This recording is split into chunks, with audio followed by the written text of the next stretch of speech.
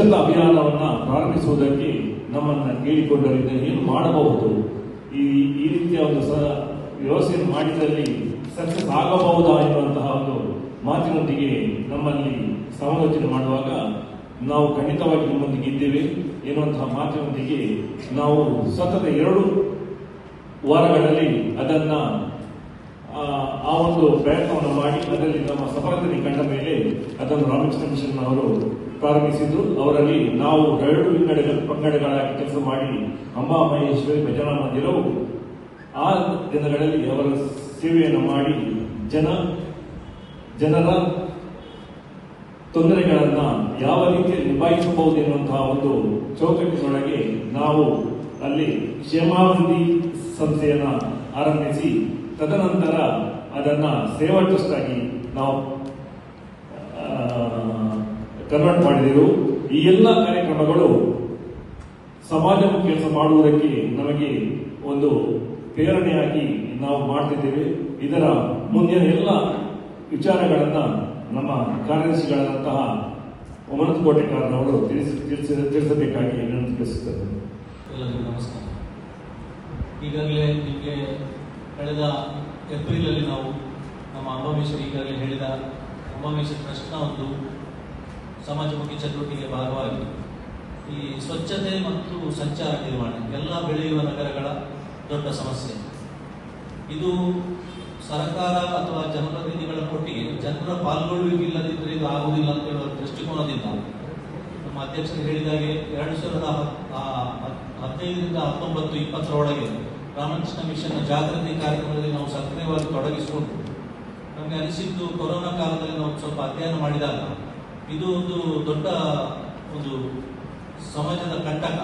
ಯಾಕಂದ್ರೆ ಎಲ್ಲಾ ಬೆಳೆಯುವ ನಗರಗಳಲ್ಲಿ ದೊಡ್ಡ ಸಮಸ್ಯೆ. ಇವತ್ತು ನೀವು ಮಾಧ್ಯಮದವರು ತುಂಬಾ ಪ್ರಯತ್ನ ಮಾಡ್ತಾ ಇದ್ದೀರಿ ಗಮನ ಸೆಳೆಯಲಿಕ್ಕೆ. ಅಂದ್ರೆ ಇಲ್ಲಿ ಜನರ ಸಹಭಾಗಿತ್ವ ಜಾಸ್ತಿ ಇರುವುದರಿಂದಾಗಿ ಯಾವುದೇ ಸರ್ಕಾರ ಏನೇ ನಿಯಮಗಳನ್ನು ತಂದು ಜನರ ಸಹಕಾರ ಸಿಗದೆ ಈ 2 ಸಮಸ್ಯೆಗಳು ಸಾಲ್ವ್ ಆಗಲಿಕ್ಕೆ ಕಷ್ಟ ಸಾಧ್ಯ ಅಂತ ತಿಳ್ಕೊಂಡು ನಾವು ಈ ಜಾಗೃತಿ ಕಾರ್ಯಕ್ರಮ ಮಾಡಿದ್ರೆ ಒಂದು ಆದಿತ್ಯವಾರ ಅಥವಾ ಒಂದು ನಾವು ಅವೇರ್ನೆಸ್ ಮಾಡಿದ್ರೆ ಸರ್ಕಾರ ಅಥವಾ ವ್ಯವಸ್ಥೆ ನಾವು ಮಂಗಳೂರು ಮಹಾನಗರ ಪಾಲಿಕೆ ಅಥವಾ ಬೇರೆ ಬೇರೆ ಜಿಲ್ಲೆಯ ಪಂಚಾಯತ್ಗಳಿರ್ಬೋದು, ಪಟ್ಟಣ ಪಂಚಾಯತ್ಗಳಿರ್ಬೋದು, ಇದನ್ನೆಲ್ಲ ಹೇಗೆ ಕೆಲಸ ಮಾಡ್ತಂದ್ರೆ ಅರಿತುಕೊಂಡ್ರೆ ಮಾತ್ರ ನಮಗೆ ಆ ಸಮಸ್ಯೆಗೆ ಪರಿಹಾರ ಕಂಡುಕೊಳ್ಳೋದಕ್ಕೆ ಸಾಧ್ಯ. ಒಂದು 2022ರಲ್ಲಿ ನಿಮಗೆಲ್ಲ ತಿಳಿದಾಗೆ 3 ಮಂಗಳದೇವಿ, ಗೋಡಾರ, ಬೈಗಿಬಸರ 3 ವಾರ್ಡ್ಗಳಲ್ಲಿ ಮಾದರಿ ವಾರ್ಡ್ ಎನ್ನುವ ಕಲ್ಪನೆಯಲ್ಲಿ ಉದ್ಯೋಗಿಗಳನ್ನು ನೇಮಿಸಿಕೊಂಡು. ಯಾಕೆಂತ ಹೇಳಿದ್ರೆ ಒಂದು ವಿಷಯವನ್ನು ಅಧ್ಯಯನ ಮಾಡ್ಬೇಕಂತ ಹೇಳಿದ್ರೆ ನಾವು ಅದರ ಹಿಂದೆ ವ್ಯವಸ್ಥಿತವಾಗಿ ಹೋಗ್ಬೇಕಾಗುತ್ತೆ. ಸೊ ಅಧ್ಯಯನ ಮಾಡಿ ಮನೆ ಭೇಟಿಗಳನ್ನೆಲ್ಲ ಮಾಡಿದಾಗ ಈ ವಿಷಯಗಳನ್ನೆಲ್ಲ ವ್ಯವಸ್ಥೆಗೆ ತಿಳಿಸುವಂಥದ್ದು, ವ್ಯವಸ್ಥೆ ಒಟ್ಟಿಗೆ ಸೇರಿಕೊಂಡು ಕೈ ಜೋಡಿಸಿ ಕೆಲಸ ಮಾಡುವಂಥ ತತ್ವದಲ್ಲಿ ಮಾದರಿ ವಾರ್ಡನ್ನು ಕಳೆದ 22 ಡಿಸೆಂಬರಿಂದ ಆರಂಭಗೊಂಡು 24 ತನಕ ಅದೇ ಒಂದು ಕಾರ್ಯಕ್ರಮಗಳನ್ನು ಮಾಡಿಕೊಂಡು ಬಂದೆವು. ಆದರೆ ನಮಗೆ ಅನಿಸಿದ್ದು ಈ ಕಾರ್ಯಕ್ರಮ ಯಶಸ್ವಿ ಆಗ್ತಾ ಇದೆ ನಮ್ಮ ಭಾಗದಲ್ಲಿ.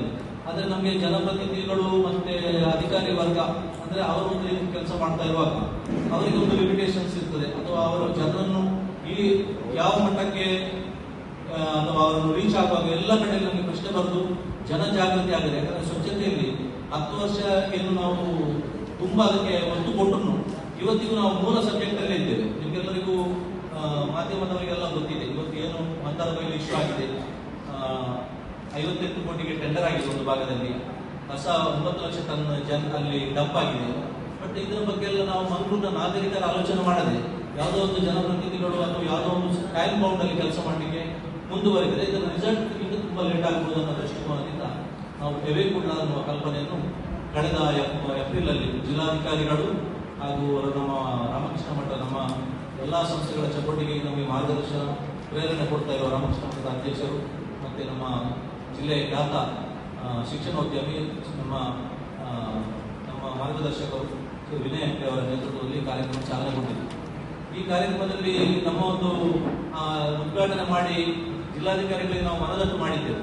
ಈಗಿನ ವ್ಯವಸ್ಥೆ ಹೇಗಿದೆ ಅಂತ ಹೇಳಿದ್ರೆ ಕಸವನ್ನು ಸಂಗ್ರಹ ಮಾಡೋದು ನಾವು ಪಂಚಾಯತಿಗೆ ಸಾಗಾಟ ಮಾಡ್ತಾ ಇದ್ದೇವೆ. ಆಕ್ಚುಲಿ ಮ್ಯಾನೇಜ್ಮೆಂಟ್ ಅಂತ ಹೇಳಿದ್ರೆ ಖಾಲಿ ಸಾಗಾಟ ಅಲ್ಲ, ನಿಮಗೆಲ್ಲರಿಗೂ ಗೊತ್ತಿದ್ದ ವಿಷಯ. ಆದ್ರೆ ಇದನ್ನೆಲ್ಲ ನಾವು ಅವರಿಗೆ ಒಂದು 3-4 ಭೇಟಿ ನಂತರ ಅವರಿಗೆ ತಿಳುವಳಿಕೆ ಆಗಿದ್ದು, ಅಂದ್ರೆ ನಾವು ಅವರು ಹೇಳಿದಾಗ ಅವರು ಒಪ್ಪಿದ್ದು ಇದು ಖಂಡಿತವಾಗಿ ಸೆಂಟ್ರಲೈಸ್ಡ್ ಈಗ ಒಂದು ಸಿಸ್ಟಮ್ ಇದೆ ಪಂಚನಾಡಿ, ಇದನ್ನು ನಾವು ಡಿಸೆಂಟ್ರಲೈಸ್ಡ್ ಮಾಡಬೇಕಂತ ಹೇಳುವ ಕಲ್ಪನೆಯಲ್ಲಿ ನಾವೊಂದು ವಿವರದ ವರದಿಗಳನ್ನೆಲ್ಲ ಮಾಡಿದ್ದೇವೆ. ಇವತ್ತು ನಮಗೆ ಅದನ್ನು ನಿಮಗೆ ಎಷ್ಟು ಮುಟ್ಟಿಸ್ಲಿಕ್ಕೆ ಆಗ್ತದೆ ಗೊತ್ತಿಲ್ಲ. ಆದರೆ ನಮ್ಮ ಡಿಟೇಲ್ ರಿಪೋರ್ಟ್ಗಳಿದೆ. ಯಾಕಂದ್ರೆ ನಮ್ಮ ಉದ್ದೇಶ ಹೇಗಿದೆ ಅಂತ ಹೇಳಿದ್ರೆ, ನಾವು ನಿತ್ಯ ನಿರಂತರ ಉದ್ಯೋಗಿಗಳನ್ನು ಕೆಲಸ ಇಟ್ಕೊಂಡು ಯಾಕೆ ಮಾಡ್ತಾ ಇದ್ದೇವೆ ಅಂತ ಹೇಳಿದ್ರೆ, ಇದಕ್ಕೆ ಗಂಭೀರ ಒಂದು ಸೊಲ್ಯೂಷನ್ ಆಗಬೇಕು. ಮತ್ತೆ ಇದು ಒಂದು ಸ್ವಚ್ಛತೆ ಅಂತ ಹೇಳಿದ್ರೆ ಒಂದು ಸಂಸ್ಥೆ ಅಥವಾ ಒಂದು ದಿವಸ ಒಂದು ಆದಿತ್ಯವಾರ ಮಾಡುವ ಅಥವಾ ಯಾವುದೊಂದು ತಿಂಗಳಿಗೆ ಒಂದು ಕಾರ್ಯಕ್ರಮ ಮಾಡಿದರೆ ಅವೇರ್ನೆಸ್ ಆಗ್ತದೆ. ಬಟ್ ನೀವು ಎಲ್ಲ ಗಮನದಲ್ಲಿದೆ, ರಾಮಕೃಷ್ಣ ಮಿಷನ್ 2015ರಿಂದ ಕಾರ್ಯಕ್ರಮ ಮಾಡಿ 2020 ಕೊರೋನಾದ ನಂತರ ಮಂಗಳೂರಿನ ಪರಿಸ್ಥಿತಿ ಹೇಗೆ ಉಂಟು ಅಂತ ಹೇಳಿದ್ರೆ ಎಲ್ಲರಿಗಿಂತ ಹೆಚ್ಚಾಗಿ ನಿಮಗೆ ಗೊತ್ತಿದೆ. ಮಂಗಳೂರಲ್ಲಿ ವೇಸ್ಟ್ ಮ್ಯಾನೇಜ್ಮೆಂಟ್ ಮತ್ತೆ ಟ್ರಾಫಿಕ್ ಮ್ಯಾನೇಜ್ಮೆಂಟ್ ಸರಿ ಇಲ್ಲದಿದ್ರೆ ಹೇಗೆ ನಾವು ಮುಂದೆ ಉದ್ಯೋಗ ಸೃಷ್ಟಿ ಆಗ್ಬೋದು? ಈಗ ನಿಮಗೆಲ್ಲರಿಗೂ ಗಮನಕ್ಕೆ ತಂದಿರ್ಬೋದು, ಬ್ಯಾಂಗ್ಳೂರು ಅಂತ ದೊಡ್ಡ ದೊಡ್ಡ ಸಿಟಿಗಳು ಈ ಎರಡು ವಿಷಯದಲ್ಲಿ ತುಂಬಾ ಕಷ್ಟಪಡ್ತಾ ಇದ್ದಾರೆ, ತುಂಬಾ ದುಡ್ಡು ವೆಚ್ಚ ಮಾಡ್ತಾ ಇದ್ದಾರೆ, ಆದ್ರೆ ಫಲ ಸಿಗ್ತಾ ಇಲ್ಲ. ಅದಕ್ಕಾಗಿ ನಾವು ಎವೇಕೂಲ 2 ಅಂತ ಹೇಳಿಕೊಂಡು ನಾಳೆ ಕಾರ್ಯಕ್ರಮವನ್ನು ಮಾಡಲಿಕ್ಕಿದ್ದೇವೆ. ಆ ಕಾರ್ಯಕ್ರಮ ಜನಪ್ರತಿನಿಧಿಗಳನ್ನು ಸರ್ಕಾರಿ ಸಂಸ್ಥೆಗಳೊಟ್ಟಿಗೆ ಆ ಭಾಗದ ಸಂಘ ಸಂಸ್ಥೆಗಳನ್ನು ಸೇರಿಸಿಕೊಂಡು ನಮ್ಮ ಎವೇಕೂಲ ವಿಚಾರದಲ್ಲಿ ಕೆಲಸ ಮಾಡಲಿಕ್ಕಿದ್ದಾರೆ. ಇದರಲ್ಲಿ ನಿಮಗೊಂದು ತಿಳಿಸಬೇಕಾದ ವಿಷಯ ಅಂತ ಹೇಳಿದ್ರೆ, ನಮ್ಮ ಎವೇಕೂಲದ ವಿಷಯ ಹೇಗಿರುತ್ತೆ ಅಂತ ಹೇಳಿದ್ರೆ, ನಾವೊಂದು 5 ಪಾಯಿಂಟ್ಗಳಲ್ಲಿ ನಾವು ಕೆಲಸ ಮಾಡ್ತಾ ಇದ್ದೇವೆ. ಯಾವುದೇ ಒಂದು ಸಮಸ್ಯೆ ಬಂದಾಗ ಫಸ್ಟ್ ಅದನ್ನು ಅಧ್ಯಯನ ಮಾಡ್ತಾ ಇದ್ದೇವೆ, ಸಮಸ್ಯೆ ಯಾಕೆ ಬರ್ತಾ ಇದೆ ಅಂತ ಹೇಳಿ. ಅಧ್ಯಯನ ಮಾಡಿದ ನಂತರ ಅದರಲ್ಲಿ ಅಗತ್ಯ ಬಂದರೆ ಜಾಗೃತಿ ಮಾಡ್ತೇವೆ, ಇಲ್ಲದಿದ್ದರೆ ನಾವು ಅದರಲ್ಲಿ ಸಮನ್ವಯ ಮಾಡ್ತೇವೆ. ಯಾಕಂದ್ರೆ ಕೆಲವು ಸಮಸ್ಯೆಗಳಲ್ಲಿ ಇಲಾಖೆಗಳ ನಡುವೆ ಹೊಂದಾಣಿಕೆ ಇಲ್ಲ, ಎಂದು ಗೊತ್ತಿರಬಹುದು. ವೇಸ್ಟ್ ಮ್ಯಾನೇಜ್ಮೆಂಟ್ ಮತ್ತೆ ಟ್ರಾಫಿಕ್ ಮ್ಯಾನೇಜ್ಮೆಂಟ್ ಬರುವಾಗ ಈ ಎರಡು ಬೇರೆ ಬೇರೆ ಡಿಪಾರ್ಟ್ಮೆಂಟ್ಗಳು, ಆದ್ರೆ 2 ಡಿಪಾರ್ಟ್ಮೆಂಟ್ಗಳು ಕೈ ಜೋಡಿಸಿದ್ರೆ ಕೆಲವು ವಿಷಯ ತುಂಬಾ ಸುಲಭದಲ್ಲಿ ಆಗಬೇಕಾದಂತ ವಿಷಯಗಳಿದೆ.